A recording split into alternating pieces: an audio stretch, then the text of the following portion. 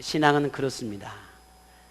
하나님과의 나의 관계, 내가 하나님을 얼마나 묵상하고 얼마나 말씀을 묵상하고 얼마나 깊이 하나님을 향하여 있느냐에 따라서 우리의 삶은 분명 달라집니다. 내가 하나님과 가까이 하면 가까이 할수록 나는 더욱더 하나님의 영향을 받게 되고, 하나님을 더욱더 가까이 가면 갈수록 하나님의 마음을 더 깊이 헤아리게 되겠죠.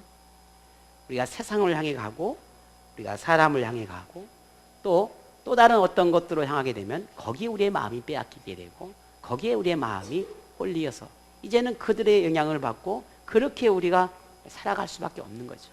결국은 내가 무엇을 가까이 하느냐, 내가 어디에 있느냐, 내가 내 마음이 내 생각이 어디를 향해 있느냐에 따라서 우리의 삶은 분명 달라질 수밖에 없다는 거죠. 그래서 오늘 바울을 통해서 늘 주시는 이 로마서를 통해 주시는 교훈이 거기에 있습니다. 하나님의 말씀을 이론적으로, 하나님의 말씀을 논리적으로 믿는 것이 아니라, 하나님의 말씀은 이론과 그 논리에 그치는 것이 아니라 얼마나 우리의 삶 가운데 열매 맺는 삶을 살아가느냐, 얼마만큼 우리의 삶 가운데 그 말씀을 적용시켜 가느냐, 그 적용시키기 위해서 우리는 얼마나 몸부림치고 얼마나 그 신앙의 삶을 살아내려고 노력하느냐에 달려있다라는 겁니다. 지난 시간에 말씀했듯이 로마라고 하는 그런 지역 앞에서 어떻게 신앙생활을 할 수 있었겠습니까? 자유로울 수가 없었거든요. 결코 생명을 내어놓아야 하는 순교자의 삶을 살아가야 하는 그런 시대에 있음에도 불구하고 바울은 철저하게 신앙 생활적인 부분을 강조하고 있다는 것에 대해서 우리는 깊이 이해해야 합니다. 위로하고 격려하고 괜찮아 너희 잘하고 있어 라고 말하는 게 아니라, 아니야 이렇게 해야 돼, 더 잘해야 돼, 또 분명히 해야 돼. 너 지난번에 누구 어떤 선교사님이 그랬죠? 신수 선생님이 입장 분명히 해야 된단 말이에요.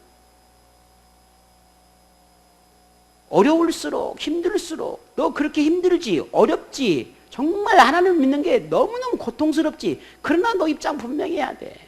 너 하나님을 정말 제대로 믿는 건 무엇인지 너 보여줘야 돼 라고 요구하고 있는 게 바울이거든요. 참 우리의 생각대로 하면 이해가 안 될 수도 있어요. 나 지금 열심히 하고 있는데 지금 난 얼마나 내가 생명을 내어놓고 신앙생활하는데 뭘 더 얼마나 더 열심히 하라는 거냐, 나 열심히 하고 있는데 더 열심히 하라고? 말도 안 되는 소리 라고 우리는 생각할 수 있습니다. 그런데 놀랍게도 바울은 그렇지 않아요. 오히려 하나하나 조목조목 나열을 해가면서 하나하나 그렇게 세세하게 오히려 더 가르치고 있는 게 오늘 로마서입니다. 기가 막힐 일이 어떻게 그럴 수 있을까 하는 거예요. 지난 시간에도 말씀이 바로 그거거든요. 지난주에 말씀 또한 무엇이었습니까? 하나님은 믿음의 분량대로 신앙생활을 하라는 거예요. 근데 그 믿음의 분량이 내가 이만큼 만들었으니까 이만큼 하라는 그런 의미가 아니에요. 하나님께서 내게 믿음의 분량대로 주셨으니 내게 주신 은혜, 내게 주신 하나님의 놀라운 축복을 따라서 그 값없이 그냥 그걸 흘러보내거나 값없이 그걸 가볍게 여기지 말고 그 은혜를 기억해서 그 은혜를 따라 살아가라라는 말이거든요.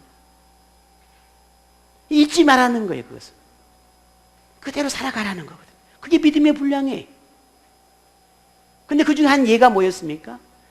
각각의 주신 하나님의 은사가 있다는 거예요. 재능이 있다는 거예요. 능력이 있다는 거죠. 근데 그것을 잘 활용해서 하나님의 유익을 끼치고 덕을 끼치고 교회의 성도들의 섬기는 사역들을 잘 감당하는 책임과 의무를 다하라는 것이 지난주 본문이었습니다. 하나님은 왜 그렇게 신앙생활에 대해서 구체적이고 실제적인 적용을 말씀하는 걸까? 그냥 믿기만 하면 되지 않나요? 아니면 하나님이 계시다는 하나님의 그 존재를 인정하기만 하면 되지 않을까요? 다른 종교는 그럴 수 있습니다. 하나님은 우리에게 요구하고 명령하고 순종하라고 말씀하십니다. 그럴 만한 하나님은 우리에게 그럴 만한 요구할 만한 자격이 있는 분일까요? 자, 우리는 순종한다는 말 참 잘합니다. 순종한다. 저에게도 수많은 고민이 찾아옵니다. 하나님 앞에 순종한다. 말씀 앞에 순종한다는 게 뭘까? 순종한다는 게 뭘까? 이 험난한 세상을 살아가는데 순종하는 삶을 살아간다. 우리의 삶이 고달프고 힘들고 온갖 스트레스와 온갖 마음에 참으로 많은 아픔들을 가지고 살아가는 현대인들에게 어쩌면 절대적인 하나님의 말씀 앞에 순종하라고 요구하고 있다는 거예요. 그걸 우리는 어떻게 이해할 수 있을까? 참 결코 쉽지 않습니다. 우리에게 말합니다. 순종하라. 하나님은 정말 그런 많은 분일까? 우리에게 그렇게 요구하고 명령할 수 있는 그런 분일까? 우리는 이에 대해서 분명하게 성경에서 말합니다. 이렇게 답을 합니다. 로마서 5장 8절이죠. 우리가 이미 살펴봤어요. 한번 볼까요? 로마서 5장 8절로. 이미 살펴본 말씀이지만 말씀을 나누었긴 했지만 그 말씀이 있는지 없는지 우리는 기억을 잘 못하죠. 그죠? 근데 다시 한번 보는 거지요. 로마서 5장 8절. 우리 같이 한번 읽어보겠습니다. 시작.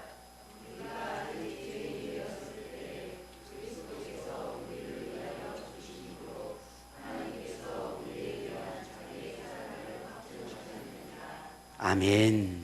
자, 우리가 죄인 되었을 때, 죄인으로 살아갈 때, 그때 나를 위해서 하나님께서 아들을 죽음의 사지로 몰아내서 내가 너희를 사랑한다, 사랑한다, 사랑한다 말을 했는데 그 사랑한다는 말이 진짜 사랑한 것인지 가짜로 사랑한 것인지 그 사랑을 내 아들 예수 그리스도를 십자가의 죽음을 통해서 내가 증명해 주겠다라고 하셨다는 거죠.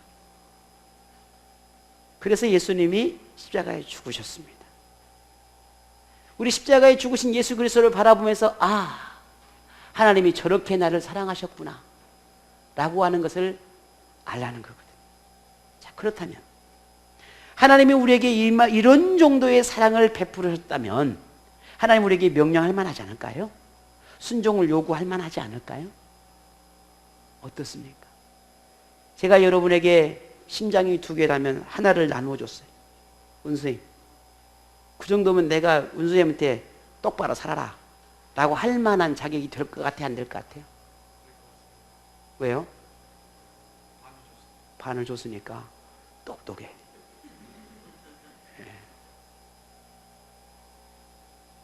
그럴 만한 자격이 조금은 있지 않을까요? 하나님은 근데 우리를 위해서, 나를 위해서 예수님이 죽으셨다는 거예요. 나를 위해 죽은 예수님이 나에게 이렇게 말을 하는 겁니다. 나를 사랑해라. 그럴 만한 자격 있으신 분 아닌가요? 우리에게 이렇게 말하는 겁니다. 내가 내게 이렇게 말했는데 이 말을 너희가 좀 따라주지 않겠니?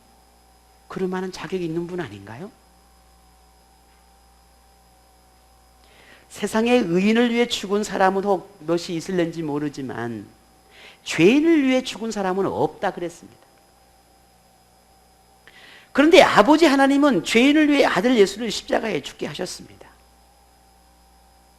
죄인을 사랑한다는 그런 하나님의 말씀을, 악한 자를 사랑한다는 하나님의 말씀을 죄인들은 믿을 수 있을까? 하나님이 나를 사랑한다라고 하는 걸, 난 너를 사랑해, 사랑해 라고 하면 그 말을 나는 믿을 수 있을까? 제 아내가 저한테 여보 당신 난 너무너무 사랑해, 그 사랑의 말을 내가 믿을 수 있을까? 믿을 수 있으려면 어떻게 하면 좋을까요? 종주씨 반가워요. 네. 보여주면 됩니다. 지영씨 잘 보여주고 있어요. 우리 어디 갔어요? 보여주고 있어요? 아직도 여기 깨소금이 나오죠? 안 나와요? 벌써 끝났어요?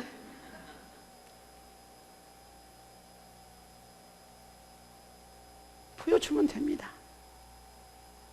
말만 하지 말고 보여주면 됩니다. 아무리 죄인을 사랑한다고 말할지라도 그 사랑이 진실하다는 것을 믿게 하려면 말이 아니라 보여주면 되는 겁니다.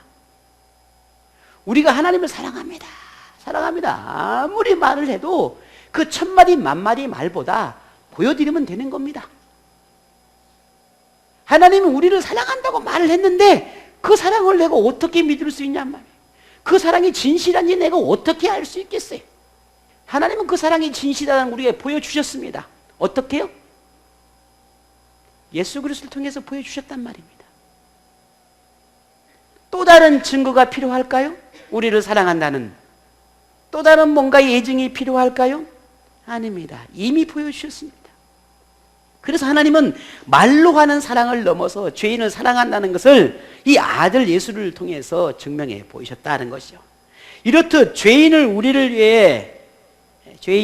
위해서 죽기까지 했으니 우리에게 무엇이든 요구하고 명령할 만한 충분한 조건을 가지신 분이 아니겠는가 하는 겁니다. 그래서 성경에서 우리에게 요구하시고 말씀하신 그 모든 말씀 앞에 우리는 순종을 요구하고 우리는 그 말씀 앞에 예라고 대답할 수 있어야 하겠다는 겁니다. 하나님은 그렇게 우리를 사랑하셨습니다. 그토록 우리를 사랑했습니다. 우리는 그 사랑을 받을 만한 그런 자격이나 조건이 없는 죄인이었습니다. 그럼에도 여전히 지금도 그 사랑을 우리에게 베풀어주고 있습니다. 우리는 그 사랑을 받고 살아갑니다. 여러분 그걸 어떻게 느끼고 계십니까? 정말 하나님이 나를 사랑하고 계신가? 그러시면 곤란합니까? 하나님이 정말 나를 사랑하고 있는 걸까? 사랑하고 있겠지? 아마 사랑하고 있을 거야? 아니요.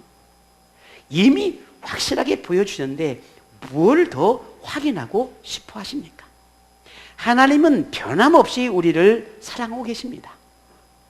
문제는 내 사랑이 변하는 것이죠. 하나님의 사랑은 변하지 않습니다. 내 사랑이 변하는 겁니다.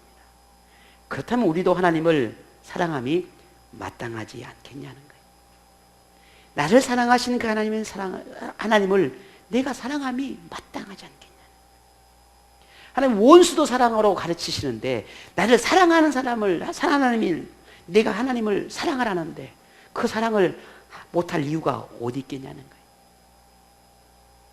하나님을 사랑해야 하는 또 다른 이유, 또 다른 조건이 필요할까요?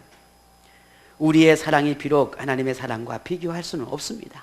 하지만 하나님을 향한 사랑은 분명하게 우리의 삶 가운데 드러나야 합니다. 하나님을 사랑한다면 우리는 멋있게 고백할 수 있어야 합니다. 하나님이 나를 진정으로 사랑함을, 나 또한 하나님을 사랑함을 멋있게 고백할 수 있어야 돼요. 그 멋있게 고백하는 게 뭘까요? 그게 신앙생활입니다. 그게 신앙생활이에요. 자, 그러면 우리가 하나님을 멋있게 사랑의 고백을 어떻게 하면 될까요? 자, 어떻게 고백하겠습니까? 봉수생 어떻게 하나님 앞에 멋있게 사랑 고백하고 있어요? 나름. 아니, 정답은 말하지 말아요. 정답은 없어요. 봉수진 나름 하나님 사랑을 어떻게 고백하고 있습니까? 찬양하며. 그렇죠. 이렇게 오늘 또 이렇게 찬양하는 거. 그렇죠. 그 사랑의 고백이죠. 노래하는 거예요. 하나님의 사랑을 노래하잖아요. 한조생. 열심히 하겠습니다. 말 떨어지게 열심히 하겠습니다. 너 열심히 안 해서 물어본 게 아니고, 그렇게 말 1초도 그냥 생각하니까 열심히 하겠습니다. 난 한주 선생님 너무 멋있어서 좋아요. 왜? 저런 게 저는 저런 게 좋더라고요. 글쎄요, 아니라, 그렇죠? 열심히 해야지. 우리는 멋있게 하나님의 사랑을 고백할 수 있습니다. 다 다릅니다. 여러분 모두가 다 그 사랑의 고백의 방법은 다 같을 수 없습니다. 나름의 방법으로 그 사랑을 고백하면 되는 것입니다. 그게 신앙생활입니다. 분명한 것은 그냥 아무렇게나 신앙생활하고 아무렇게나 사랑에 고백하는 것은 아닙니다. 내 방법과 내 식대로 사랑을 고백하는 게 아닙니다. 하나님이 어떻게 사랑을 고백하기를 원하시는지를 알아야 되는 것입니다. 우리는 내 맘대로 내가 하고 싶은 대로 해버렸으니까 하나님 나의 사랑 고백했어요. 여기까지. 그게 사랑 고백이 아닙니다. 하나님이 뭘 원하시는지, 어떻게 고백되기를 원하는지, 그 사랑의 고백이 어떻게 느껴지기를 원하시는지, 그걸 우리가 그것을 알아내고 그렇게 고백하는 게 진짜 사랑의 고백이에요. 이게 하나님의 말씀인 것입니다. 그렇게 하나님은 우리에게 사랑을 나타내기를 원하시는데 그 사랑은 어떤 사랑이냐? 하나님은 우리를 향한 사랑이 순수하고 깨끗하고 신뢰할 만한 거짓이 없는 사랑입니다. 저는 믿으신가요? 뭔가 내가 이렇게 해주면 저것이 나한테 이렇게 해줄래나? 라고 뭔가 얍삽한 그런 사랑이 아니라는 말. 순수한 사랑, 깨끗한 사랑입니다. 그래서 하나님의 사랑이 위대하다고 말하는 이유이고, 하나님을 유일한 신이라고 말할 수 있는 이유가 되고, 하나님의 모든 말씀을 신뢰하고 따를 수 있는 이유가 됩니다. 뿐만 아니라 하나님을 예배하고 경배할 수 있는 분이라는 것을 우리가 고백할 수 있는 이유가 거기에 있는 것입니다. 이처럼 하나님을 향한 우리의 사랑도 이제는 어떻게 해야 될까요? 거짓이 없어야겠죠. 왜? 하나님이 나를 향한 사랑이 순수하듯 나 또한 하나님을 향한 사랑이 순수해야 합니다. 하나님은 내게 순수한 사랑을 요구하는데 나는 하나님 앞에 조건을 가지고 있는 사랑을 한다면 그 사랑은 온전한 사랑은 아니겠지요. 하나님은 늘 나에게 나만 바라봐 라고 했는데 나는 잠시만요, 나는 이쪽도 보고 저쪽도 보고 그러다가 마음속이면 하나님 보고, 그 사랑은 순수한 사랑은 아니겠지요. 내가 하나님을 요구하듯이 나 또한 하나님 앞에 그렇게 응답하는 것이 진정한 사랑일 것입니다. 이처럼 하나님은 우리를 향한 거짓 없는 사랑을 보여주셨으니 우리 또 그분에게, 하나님에게 거짓 없는 사랑을 보여드려야 할 것입니다. 그래서 오늘 본문에 사랑에는 무엇이 없다? 거짓이 없다 했습니다. 순수한 사랑은, 100% 순수한 사랑은 거기에 있을 수 없어요. 뭐가? 거짓이 있을 수 없어요. 깨끗한 사랑에, 깨끗한 사랑, 거짓 없는 사랑, 그건 뭘까요? 오늘 이 한 절에서 저는 중요한 사실을 발견하게 됩니다. 깨끗한 사랑, 순수한 사랑은 뭐라고요? 악을 미워하고 선에 속한 사랑이다라는 것입니다. 깨끗한 사랑은 뭐다고요? 악을 미워하고 선에 속한 사랑이에요. 사랑에는 조건이 있어 없어요? 조건이 없습니다. 우리는 너무 잘 알죠. 사랑에는 조건이 없어요. 이거 모르신 분? 무조건 사랑하는 거잖아요. 안 그래요? 사랑은 give and take인가요? 그런가요? 사랑은 순수함에 있습니다. 사랑에는 악이 없습니다. 그래서 순수한 사랑에는 결코 악이 존재해서는 안 되기 때문에, 그래서 순수한 사랑을 하기 위해서는 반드시 악을 미워해야 한다라고 했습니다. 그런데 오늘 본문의 말씀을 가만히 보니까요, 이 악을 미워한다는 말씀 안에는요, 단순히 악을 그냥 싫어, 아니 싫어 라고 하는 정도가 아니라, 원래 이 말씀을 보면 혐오한다라는 말이 있습니다. 이 미워한다라는 말을 혐오한다라는 말이에요. 단순히 싫어라고 아니라 혐오하는 거예요. 훨씬 더 넓은 의미고 강렬한 표현입니다. 악을 어떻게 한다고요? 악을 혐오하는 거예요. 그래야 순수한 사랑이 있어요. 왜? 사랑하니까. 사랑만 하면 되니까. 사랑만 해야 하니까. 악을 혐오해야 하는 것입니다. 악에 대한 정의도 오늘 본문에 보면 그냥 악이라고 나왔지만, 사실은 이 악이라고 하는 말을 오늘로 보게 되면 사악하다는 표현이 있어요. 사악하다. 그냥 악하다라는 말이 아니라 사악하다라는 거예요. 이걸 종합해 보면 뭡니까? 사악한 것을 혐오해야 된다 하는 거예요. 그래야 순수한 사랑을 할 수 있다라는 것이죠. 그러면 우리가 사악하게 생각해야 할 것, 혐오하고 악이라고 생각한 게 뭘까요? 그건 뭘까요? 우리가 사악하게 생각하고 혐오해야 할 것은 성경에 보게 되면 하나님께서 싫어하는 것, 하나님께서 미워하는 것을 우리도 똑같이 미워해야 하고 똑같이 싫어해야 됩니다. 왜? 그래야 순수한 사랑을 할 수 있어요. 하나님과. 그럼 하나님이 미워하는 것, 하나님이 싫어하는 것, 하나님이 사악하게 여기는 것, 하나님이 악하게 여기는 걸 무엇인지 우리가 알아야 되겠지요. 성경에 보면 정확하게 기록해 놓았습니다. 무엇을요? 볼까요? 잠언서 6장 16절에서 17절 한번 찾아보겠습니다. 잠언서 6장 16절에서 17절. 거기 보면 하나님께서 미워하시는 것이 있다라고 하시면서 이렇게 말씀했습니다. 구약성경 잠언서, 자, 한 분이 누가 한번 크게 읽어봐 주시겠습니까?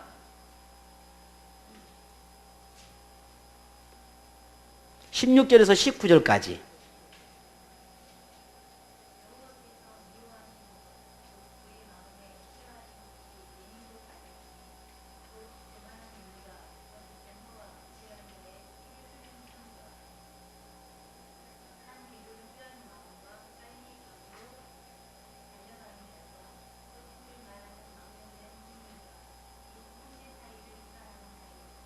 아멘.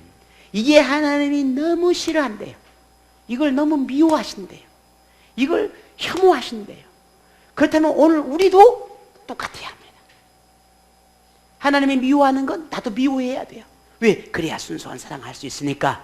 그래서 하나님의 순수한 사랑을 가진 사람에게는 교만한 눈이나 거짓된 혀나 무지한 자의 피를 흘리는 손이나 악한 계기를 꾀하는 마음이나 악으로 달려가는 발이나 그리고 거짓 증인과 이간하는 것이 없습니다.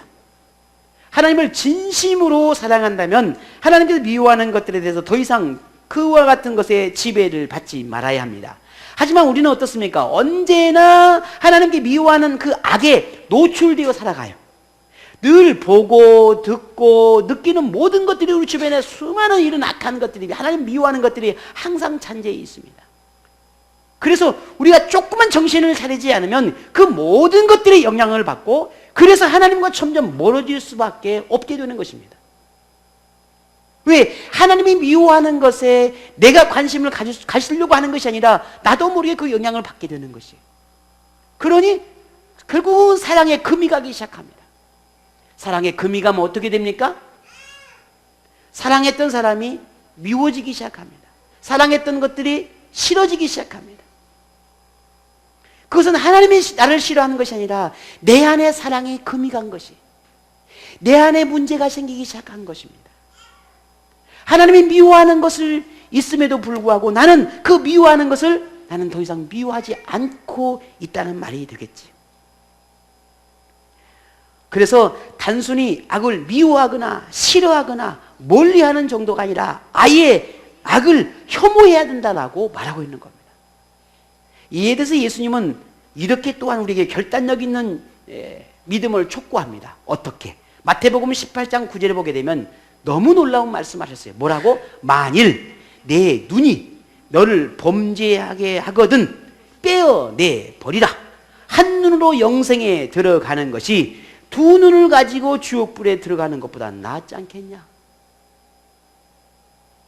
와, 너무 극단적인 말씀처럼 들려집니다. 그만큼 내가 사악함, 죄악에 살아가는 것을 용납하지 않겠다는 거예요. 그러니 오늘 우리도 내 안에 찾아온 죄를 용납하지 말라는 거예요. 내 죄에 노출되어 있는 그 삶을 더 이상 그렇게 간과하지 말라는 거예요. 그래서 예수님이 내 눈을 죄라면 눈을 뽑아버릴, 오늘 보니까 다 눈 하나 다 없네요. 전부 다 눈이 하나가 없어. 저도 눈 하나가 없고, 어쩌면 저는 두 눈이 없는지도 모르겠어요. 여러분은 한 눈이 없는 거예요. 저는 두 눈이 없는지도 모르겠어요. 뽑아버리래 그냥. 근다고 뽑지 마세요. 또 뽑으시는데. 그만큼 우리는 죄에 노출되기 쉽고, 그러니 얼마나 우리가 경각심을 가지고 세상을 살아야 되는지에 대해서 경고하고 있는 게 예수님 말씀이에요. 차라리 그렇게 저렇게 살다가 지옥 가는 것보다야 정말 내가 힘들고 곧 눈을 뽑아내는 듯한 그런 고통스러운 삶을 산다 할지라도 하나님께 가는 게 더 낫지 않겠냐는 거예요. 그게 예수님의 교훈이에요. 여러분 어떻게 하실랍니까? 편하고 쉽게 신앙생활 하시겠습니까? 조금 힘들고 어렵고 아픔이 있어도 그 길을 기꺼이 하나님의 마음과 함께 동행하시겠습니까? 쉽고 편한 길을 선택하다 마지막 하나님과 떠나시겠습니까? 아니면 조금 힘들고 불편해도 그 길을 마다지고 감고 하나님과 함께 하시겠습니까? 오늘 예수님의 교훈은 놀랍습니다. 자, 그러면 악을 미워하기만 하면 될까? 아니야, 저것이 나쁜 것이니까 안 돼. 절대 안 되지. 그렇게 미워하면 될까요? 하나님은 그렇게 말씀하지 않습니다. 아닙니다. 순수한, 하나님을 향한 이 순수한 사랑은 악을 미워하기만 하는 것이 아니라 선에 속해야 된다 그랬어요. 선에 속해야 된다는 거.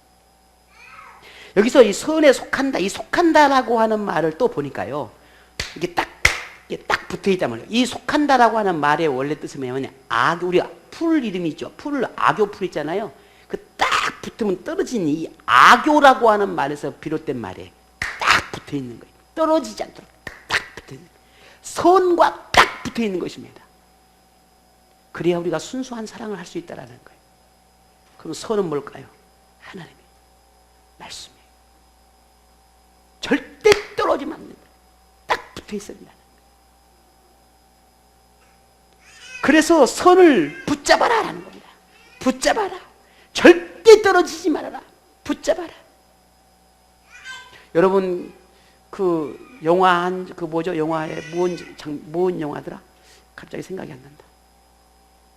거기 보면 뭐 영화에 보면 그러잖아요. 어떤 그 저기 부자가 뭐 배를 타고 이렇게 가다가 아버지 손 나가지고 영영 헤어져 가지고 뭐 이렇게 아버지가 살다가 뭐 이렇게 뭔 영화에 나 몰래 잘. 아유 그 뭐야 그 이게 뭡니까? 아유 뭐죠? 그게 보면 예?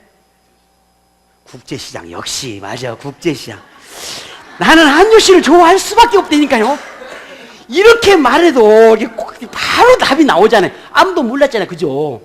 국제시장에 보면 그 나오잖아요, 그죠? 그 아버지를 이렇게 아들하고 이렇게 저는 그래요 항상 영화를 봐도 그러고 뭘 봐도 그러면 금방 보고 나면 제목이 뭐였더라? 그리고 그 주인공 이름이 뭐지? 뭐 항상 기억을 못해요. 그냥 한참 그래요. 그게 영영 헤어져 버리잖아요. 헤어져 버려. 그 아들을 잃고 살아가는 그 아빠의 고통이잖아요. 얼마나 힘들고 어렵게 살아갑니까? 우리가 하나님을 내가 아무리 붙잡으려 해도 하나님이 나를 붙잡아 주지 않으면 안 돼요. 근데 이것을 속한다, 이 붙잡는다라고 하는 말의 본래 뜻을 보게 보면요, 이런 뜻이 있어요. 내가 하나님을 붙잡는 것이 아니라 하나님을 나를 붙잡도록 해라고 하는 그 의미예요. 하나님을 나를 붙잡을 수 있도록 내가 하나님께 붙잡혀야 한다는 거예요. 근데 우리는 자꾸만 붙잡히기 싫어서 하나님께 멀어지죠. 그러니 어떻게 돼요? 내가 선에 속할 수가 없는 거예요. 나를 붙잡아줘요. 하나님 제발 나를 좀 붙잡아줘요. 나 하나님 떠날 수가 없어요. 나를 붙잡아줘요. 라고 하는 말이 속한다라는 뜻이. 아버지 하나님 나를 절대 하나님 내가 붙잡을 수 나는 힘이 약해요. 그러니 하나님 나를 붙잡아 주셔야 돼요. 그래야 순수한 사랑을 할 수 있다는 거예요. 그 사랑이 변질되지 않는다는 거예요. 근데 오늘 우리는 어떻습니까? 항상 내가 하나님을 붙잡으려고 하고 좀 싫으면 힘들면 아이 난 몰라 나 안 해. 이게 우리의 모습이에요. 내가 하나님 앞에 붙잡히려고 하나님이 나를 붙잡아 달라고 요구하는 것이 아니라 내가 하나님을 붙잡으려고 하니까 항상 힘이 약해, 연약해, 부족한 거예요. 우리가 실망하고 낙심하고 좌절하고 왜 그렇습니까? 내가 붙잡으려고 하니까.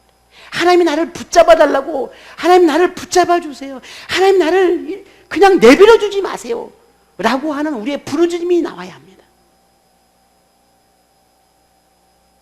그래서 하나님의 사랑이 거짓이 없는 순수한 사랑을 가진 사람은 바로 이것입니다. 하나님 나를 붙잡아 주세요. 이런 삶을 살아가는 사람이, 이런 신앙생활을 추구하는 사람이야말로 하나님의 순수한 사랑을 가진 사람이다라고 말할 수 있다는 것. 우리 그리스도인이 추구해야 하는 신앙생활은요, 악을 버리는 데 목적이 아니라 선에 붙들기 위한 것이기 위해서, 선에 붙들기 위해서, 선을 붙잡기 위해서 악을 버리는 거예요. 악을 버리기 위해서 사는 것이 아니라 선을 붙잡기 위해서 악을 버려야 한다는 말이에요. 하나님을 붙잡기 위해서 세상을 버려야 한다는 거죠. 세상을 자꾸만 멀리하기 위해서 내가 살아가는 것이 아니라 하나님을 붙잡기 위해서 세상을 멀리해야 한다고요. 이게 우리의 삶의, 그리스도인의 삶의 스타일이고 또 그렇게 살아가야 하는 것입니다. 악을 미워하기 때문에 버리기보다는 선을 사랑하기 때문에, 하나님을 사랑하기 때문에 악을 버려야 한다는 것입니다. 왜냐하면 하나님은 사랑이시기 때문에. 하나님의 사랑은 너무 선하고 아름답기 때문입니다. 자, 이제 오늘 우리는 그러면 어떻게 해야 될까요? 무엇을 해야 할까요? 지금 우리가 붙들고 있는 것이 무엇입니까? 붙잡혀 있는 것이 무엇입니까? 우리가 선에 속하는 것은 우리의 의지로는 불가능합니다. 내가 아무리 노력한들 그 노력은 한계가 있습니다. 금방 한계가 옵니다. 어제 하루 종일 제가 붙잡으면서 하나님 말씀 붙잡고 묵상하고 고백하고 또 하나님 앞에 기도하며 또 말씀을 붙잡고 그렇게 하루 종일 씨름하며 느꼈던 많은 하나님의 은혜와 제게 주시는 많은 깨달음들이 참 놀라운 것들이 많이 있었습니다. 오늘 이 말씀을 붙잡으면서 주시는 것이 그렇다. 오늘 말씀처럼 내가 하나님을 붙잡는 것이 아니라 결국은 하나님이 나를 붙잡아야 하는 것인데, 결국 내가 하나님 앞에 붙잡혀야 내 인생이 살아가는 것인데, 하나님이 나를 붙잡을수록 나는 점점 더 자꾸만 더 하나님 앞에 더 가까이 가야 되는 것인데 하는 것이, 내가 멀어지면서 하나님이 나를 붙잡아 내가 숨바꼭질하고 있는 거예요. 그렇잖아요. 내가 막 도망가면서 하나님 나를 붙잡아줘. 이건 숨바꼭질이에요. 하나님하고 숨바꼭질하는 게 아니거든요. 하나님과 가까이 가면 나를 붙잡아달라고 하는 게 그게 참 신앙이 사랑이죠. 그래서 하나님 앞에 붙잡히기 위해서, 하나님께서 나를 붙잡아 주기 위해서, 아니 내가 하나님께 붙들리기 위해서 우리는 하나님께 가까이 가야 합니다. 우리는 언제든지 악에 빠지고 악을 좋아할 수 있는 그런 연약한 존재라는 것을 우리는 인정해야 합니다. 그렇기 때문에 우리는 하나님께 붙들려 있어야 합니다. 악에는 크고 작음이 없습니다. 악은 악일 뿐입니다. 요한복음에 예수님이 이렇게 우리에게 말씀합니다. 요한복음 15장 9절에 아버지께서 나를 사랑한 것 같이 나도 너희를 사랑하였으니 나의 사랑 안에 거하라 하셨습니다. 나의 사랑 안에 거하라. 하나님 사랑 안에 거하는 오늘 여러분 모두가 되시기를 바랍니다. 하나님 앞에 붙들리기 위해서, 하나님 앞에 붙잡히기 위해서, 하나님 앞에 딱 붙어있기 위해서 더욱 하나님 앞에 가까이 가시는 오늘 저와 여러분이 되시기를 원합니다. 거기에 삶이 있습니다. 거기에 생명이 있습니다. 거기에 진정한 희망이 있습니다. 거기에 위로가 있고 거기에 평강이 있습니다. 목사가 아무리 설교를 못해도, 목사가 아무리 어리버리해도 여러분이 하나님을 붙잡으면 거기에 진정한 참 자유와 생명이 있다는 거 여러분 꼭 기억하시며 하나님 앞에 붙들린 저와 여러분이 되기를 원합니다. 우리가 사랑해야 할 분은 오직 누구라고요? 하나님입니다. 목사가 아닙니다. 하나님입니다. 물론 저도 좀 사랑해 주셔요. 조금만요. 하나님만큼은 말고요. 저도 조금 사랑해 주시는데 하나님을 더 사랑하셔야죠. 우리 옆에 있는 지체도 사랑해야 합니다. 그러나 하나님만큼은 아니에요. 그러니까 조금만 사랑해야지. 그런 의미는 아니라는 것도 아시죠? 오늘 내가 너무 많이 사랑했나? 그럼 조금 미워해야지. 그런 의미는 아니잖아요. 더 사랑하면서 그렇게 하나님과의 사랑의 관계를 유지하는 데 우리는 더욱 영적인 노력들이 필요할 것입니다. 더욱 선을 쫓아 살아가며 선하신 하나님께 붙잡혀 살아가는 오늘 한 주간의 삶이 되시기를 축복합니다.